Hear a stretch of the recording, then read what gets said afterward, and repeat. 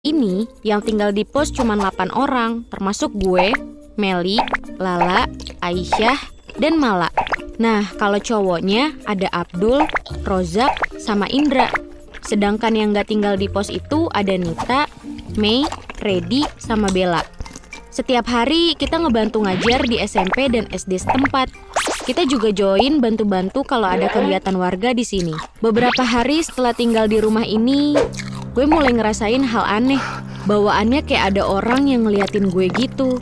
Nah, jadi waktu itu Abdul, Rozak, dan Indra udah tidur di ruang tengah. Anak-anak cewek tuh udah pada istirahat di kamar. FYI, lampu ruang tengah tuh selalu dimatiin kalau pada tidur malam. Jadi pas tengah malam, gue kebangun buat sholat tahajud. Ini keadaannya gelap banget, tapi gue nggak tega ngebangunin teman-teman gue. So, ya udah, gue ke kamar mandi sendirian buat wudhu. Terus pas balik dari kamar mandi, baru beberapa langkah ada sosok bayangan hitam, gede, yang nongol di hadapan gue. Badan gue nge-freeze, gue gemeter ketakutan. Gue coba nunduk sambil ngebatin, ya Aurel, gede banget. Tapi karena niat gue sholat tahajud, gue coba nyelonong aja ke kamar sambil nundukin kepala. Naasnya, pas gue lagi sholat tuh, pintu kamar nggak sempet gue tutup.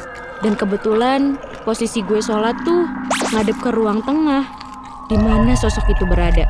Yang bikin merinding, bahkan sosok itu sempet terdiam dan melihat ke arah gue. Asli, gue udah nggak bisa khusyuk. Dalam hati gue cuma pengen kelarin sholat cepet-cepet, terus tutup pintu kamar dan lanjut tidur. Gue ketakutan banget. Pagi harinya gue gak ceritain kejadian semalam ke teman-teman. Gue takut aja kalau cerita yang lain malah jadi panik dan gak kondusif. Asal kalian tahu ya, desa ini tuh sepi banget kalau udah maghrib. Jarang gitu kelihatan anak muda seumuran kita. Adanya paling bocil-bocil yang berangkat ngaji. Itu pun cuma sampai Isya.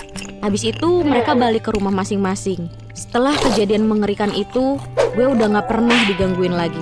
Ya namanya juga KKN, kalau cekcok karena beda pendapat saat ngejalanin proker itu udah biasa. Gak mungkin alus gitu-gitu aja. Di hari berikutnya, kebetulan jadwal kita sedikit. Jadi kita bisa pulang lebih awal. Bahkan kita bisa mutusin buat main-main ke Curug demi menikmati suasana di desa ini. Semuanya pergi bareng-bareng. Jalan kaki tentunya.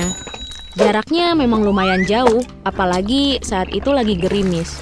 Di perjalanan, Meli nggak bisa diem. Dia nyerocos mulu. Ngomong ini, ngomong itu. Sampai akhirnya kita sampai di Curug. Di sini kita cukup lama menikmati pemandangan dan